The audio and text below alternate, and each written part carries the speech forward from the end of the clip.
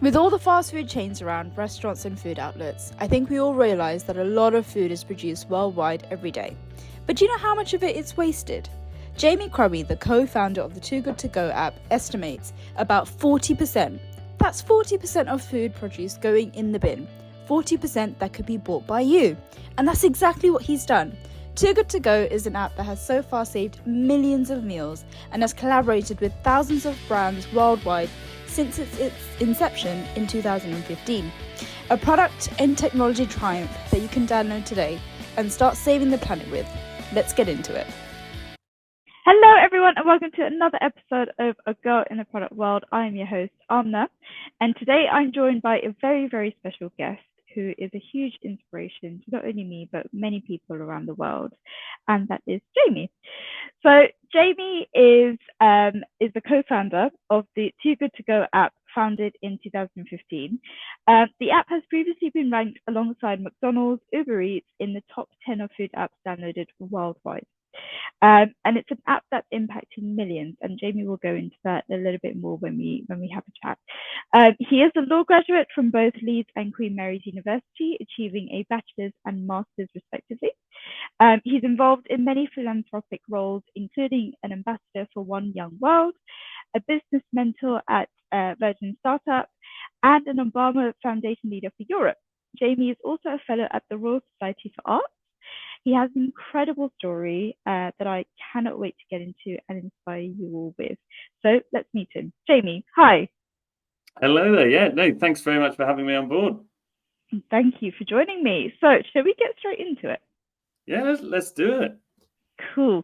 Jamie, please, in your own words, could you tell the audience about your journey and what's led you to where you are today? So no small question then, my journey and what's led me to where we are today. No, I'm happy to answer that. And for myself, I've always been someone who has been, driven by social and environmental impact. And, I've got a lot to thank my parents for that as well. They certainly brought me to or brought me up in a way in which, around our dinner table and things like this, we always had conversations around current affairs or social or environmental issues as well. So it's been, part of my upbringing, and that's very much been reflected kind of in what I've done professionally and academically as well. So I ended up studying law, as you mentioned, and did my master's in human rights law, and then worked in different spaces within that area, in refugee rights and indigenous rights as well. And so that's always been cemented, as I say, in delivering social impact, environmental impact, and social justice as well. And my journey into food waste was probably something which many people can relate to. When I was out in Australia, actually, I was working and studying out there, and one of the roles I had was actually working in an events organization.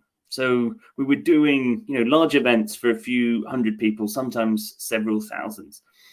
And that was very much where I encountered food waste at scale for the first time. And there was vast amounts of food being thrown out due to overproduction and preparatory waste and plate wastage as well. And it was my role to often clear that food away. And it is quite a visceral experience, really, like seeing bin after bin of good food being filled up. And that led me to some questions. Was this something which was unique to the organization I was working for? Was it unique to the industry I was working in? Or perhaps it was even sort of just unique to the country I was living in at that time. But fast forward a little while, and I was back in the UK, and I was at another event. And this one was catered for by people who rescued food from bins. Really, really great concept, super inspiring.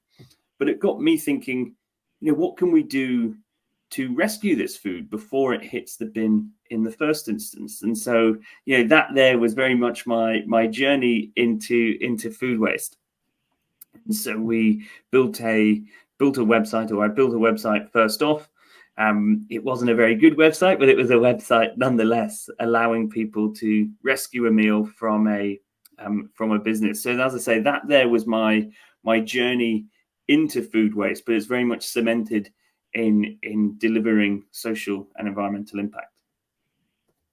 Wonderful. And then it's great to firstly point out that from those conversations with your parents at the dinner table led you to kind of, pursuing a degree and then going on to do that work as well. That's really nice to see. And food wastage is the bread and butter of the app that we're going to go into. Could you go into and explain to the audience what Too Good To Go is and how it exactly started? Well, I guess before going into that, it's probably worth saying as well, like the issue in which we're trying to address. And as I mentioned, it is a visceral experience seeing that food being wasted. And I'm sure many people listening to this have probably at some point, if they've worked in hospitality or food service or in retail, seen, large amounts of food being thrown away. But we are wasting a huge amount of food. 40% of the food that we produce ends up being wasted, meaning that, if food waste was a country, it would be the third largest greenhouse gas emitter after the US and China. And this is because, we use a landmass bigger than the size of China to produce food which is thrown away. So it is a huge, huge problem. The scale of it is really quite hard to grasp. And so this is, as I say, is the essence of what we're trying to do is to reduce food waste because of the environmental, social, and financial implications of it. And at Too Good To Go, we are a social impact company, and at the heart of what we do is our app. It's a marketplace which connects individuals with businesses who have surplus food. So a Too Good To Go customer, they pay a reduced price, and they select food from a participating business. That could be a high street coffee chain through to a bakery to a supermarket. They pay this reduced price through the app and then go and collect it at that food business. So it could be paying £5, $5, €5 and collecting, up to around about £15, $15, €15 worth of food. But the really fun part of it is it's all a surprise. So you don't actually know exactly what food you're going to get. But that's part of the fun. That's part of the surprise. And it's been super well received so far. So in terms of how this all got going, I mentioned how I started a website first. And this was back in 2015 when the food waste sort of space was pretty small. There wasn't a huge amount going on. And I was then connected with my co-founders in Denmark and in France. And we built an app together. We launched it in Copenhagen first, and then brought it to Norway, to France, and back to the UK. So it's certainly been a great journey, but quite an exhausting one at the same time. But it's been really brilliant to see the amount of businesses which have come on this journey with us, and the appetite from consumers as well to do something which is good for their wallet, but also good for the planet at the same time. Amazing. And I've been a user of the app for quite a few years now, and I think that's just it. It's the fun of going and seeing what's in your bag. And I'm a baker. I love cakes, and so most of my bags are normally cakes and treats. And it's wonderful to see. Now, you mentioned there you first had a website and then you launched the app, obviously. Why do you think an app was needed to follow through with your mission? And could you give us an insight into the impact that the app is having? Of course, and I think this whole question is sort of rooted in how can technology help us with some social and environmental issues. And I think the main theme to get across here is that technology, and an app-based technology, is allowing us to create scale. And with scale, we can create huge amounts of impact, and as a result, really bring great benefit from a environmental and social perspective. So by using the app itself, and very much in the way in which the operation works, in which a customer goes to a business to collect their surprise bag, means that we've been able to onboard businesses not just in one country like the UK, but in 17 countries globally. So it's allowed us to accelerate our growth, and technology has been the basis of that, because it is so accessible. But it's also a simple means in which we can do this. And from our point of view, we've very much approached the food waste problem, which is a very complex issue when we think of the long supply chains and things like that, but by bringing a simple solution to that. So technology, as I say, has allowed us to create that scale.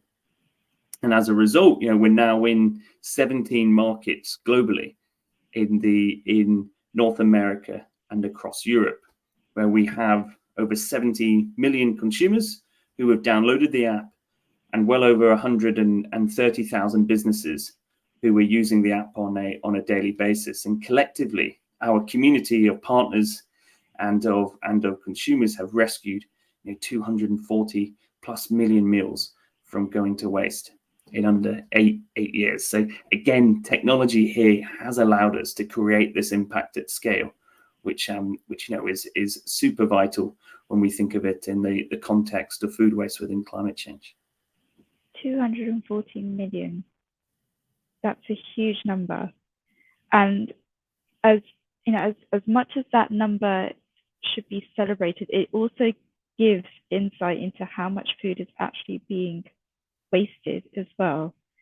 So what's the scale of that? How much food globally is, just to kind of put it into context for us to understand, how much food is actually being wasted? Well, 40% of the food we produce is being wasted, which equates to well over 1 billion tons of food being wasted annually.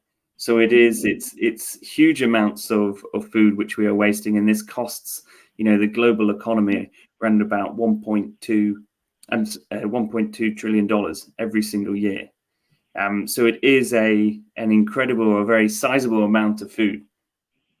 So it's super important for us all to really get behind this notion that we can really do something about it. And I hear what you're saying when you say it really does talk about the size of the problem. But for me, when I hear that we've rescued 240 million meals, it fills me with a lot of optimism that businesses and consumers are wanting to do something about this.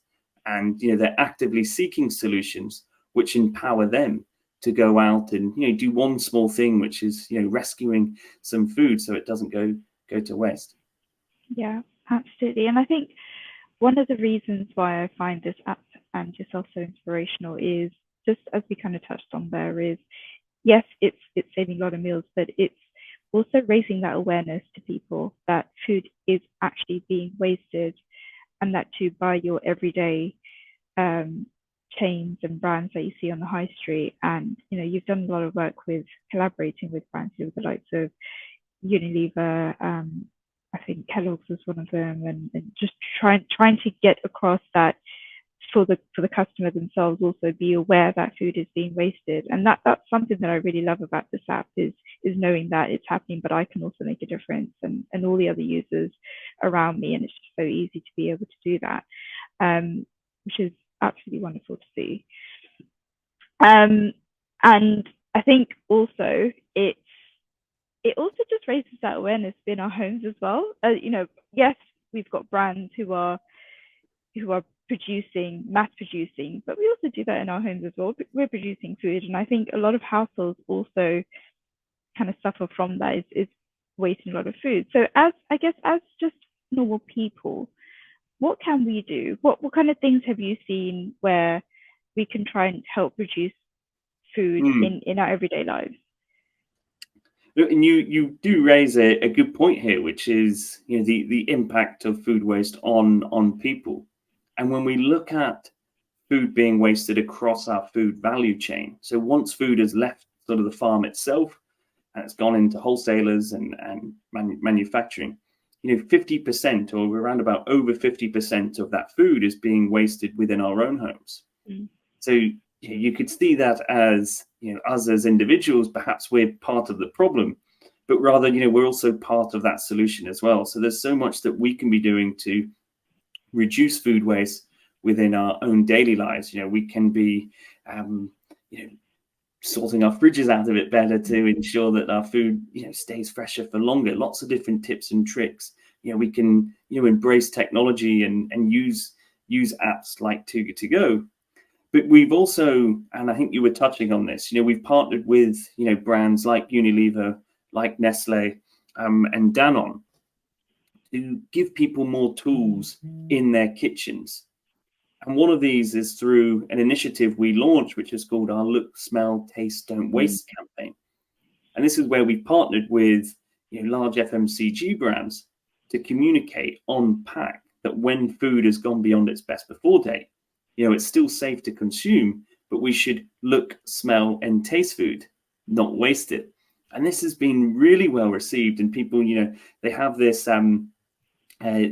this iconography on the back of their cereal or on the back of their juice or their yogurts or whatever it may be.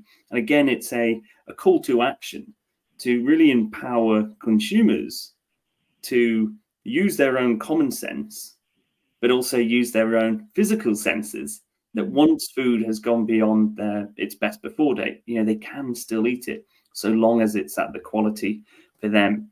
And I think you're right. It is much about raising awareness, but also about giving people tools so, you know, they do feel empowered to be doing something within their own daily lives to reduce food waste each day.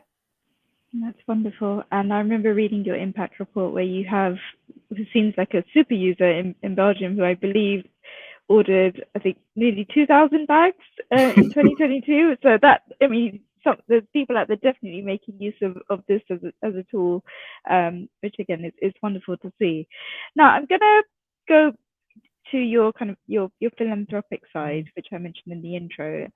Now I love seeing people's ideas and necessities coming to life to help people through product and technology, as we've been talking about, and that's exactly what you've done with Too Good To Go. For anyone listening out there who has a brilliant idea and wants to really bring it to life in a similar way, what would be your advice to them? How should they get started? Well, for anyone who has an idea which is addressing a social and environmental issue, you know, I couldn't encourage them more to start pursuing that.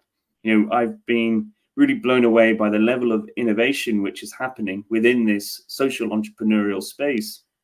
And I personally see social impact organization and social entrepreneurship as a fantastic mechanism in which we can address so many of these issues, and particularly addressing them at scale. So, you know, we really need to have more social entrepreneurs and people starting businesses which have, you know, a mission-driven purpose, particularly from my own perspective. So, yes, I want to do as much as I can to help these people to really have that courage to keep on doing it. I think when I look back at what we've been able to do at Too Good To Go and how we've had such great adoption, you know, I think the key thing for any solution is making it simple. And that's what we've been able to do with Too Good To Go, is that we've created a platform which is an answer to a very complicated problem. You know, food waste itself is vastly complicated because of the amount of complexity involved within our food supply chains. You know, our food system is huge. It is it's the second largest greenhouse gas emitter globally. So for us, it was very much, I guess, you know, centered in creating a simple solution to a complex issue. And when we talk about how that simplicity works, well, the very notion of the surprise bag itself, it's something which is very exciting for a Too Good To Go customer, because it is this fun sort of unbagging and this surprise factor involved. But it also makes it operationally easier for a food business to implement this in their own organization, because it is whatever is left over on a given day. They're not having to itemize that. So the advice I guess I would give to any social entrepreneurs who are thinking about starting their own business or pursuing their idea further is, the challenge is, how can you keep that simple so businesses are able to engage in that, that individuals, if it is a consumer-led business, how they can grasp that concept as soon as possible.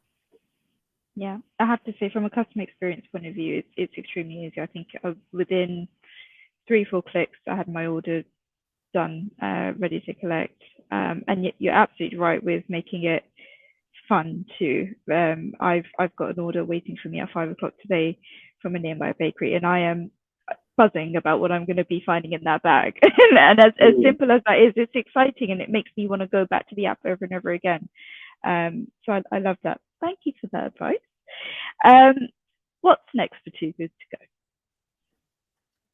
What is next for Too Good To Go? Yes, I keep getting asked this question, and I should probably work on a better answer. But I think, for ourselves, really, what is next is about is an exciting journey for us, which we're calling the impact at scale.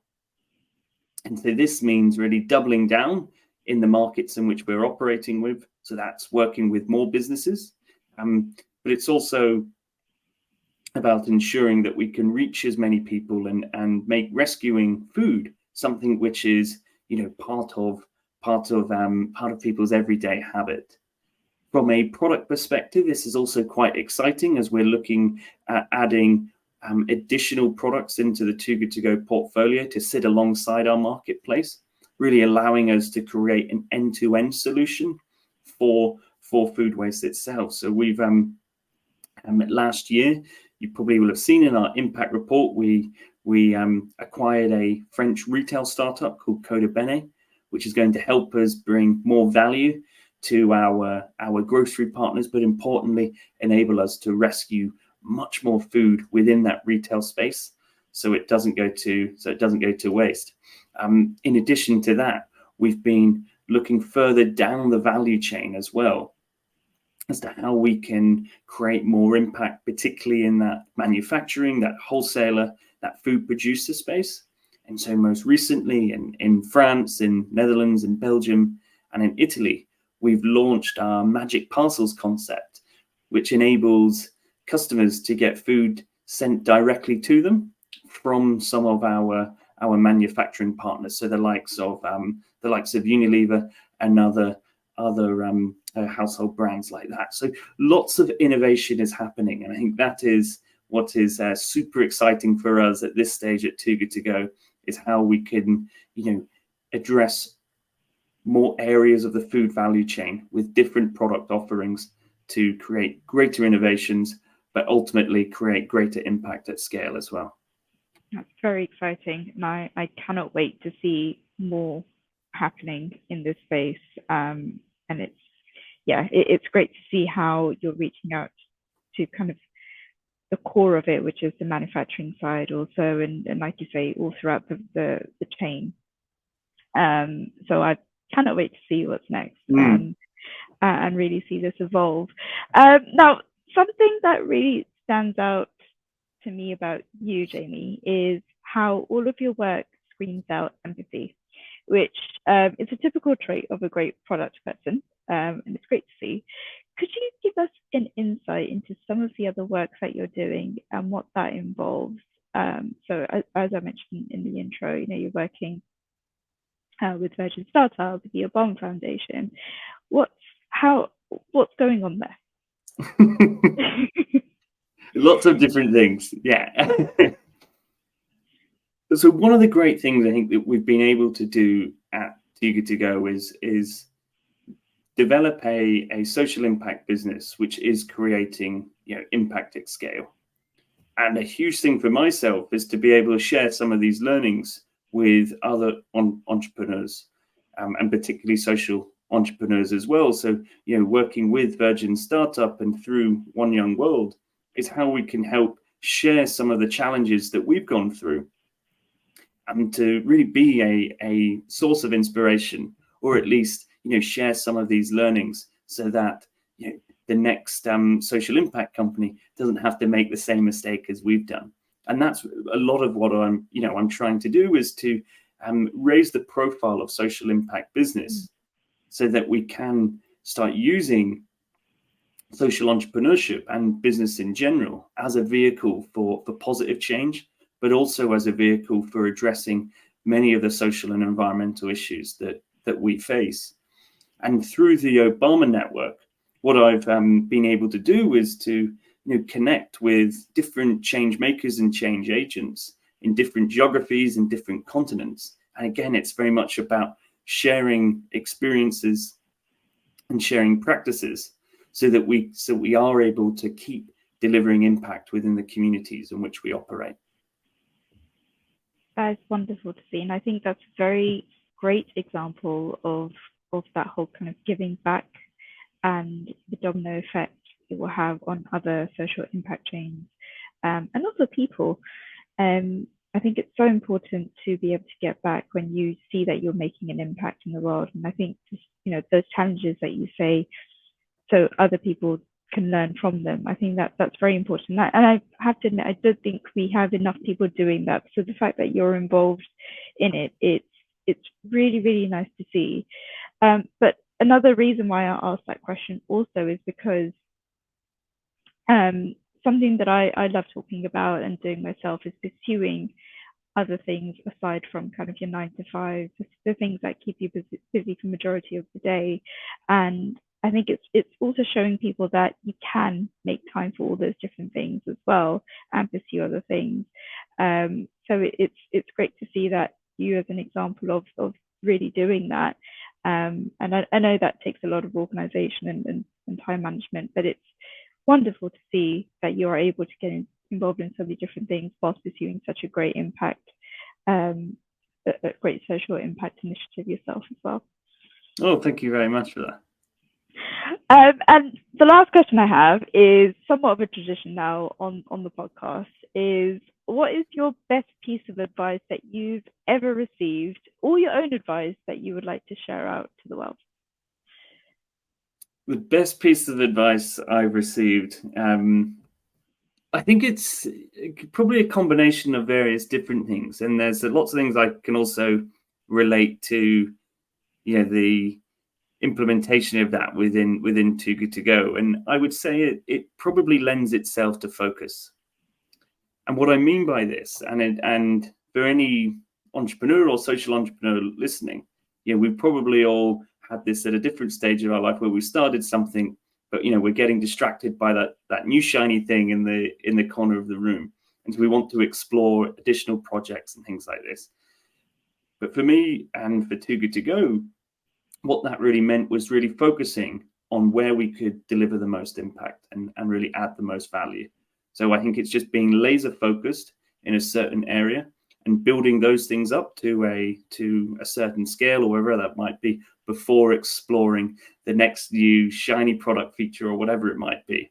But yeah, I think it really centers around focus. Wonderful.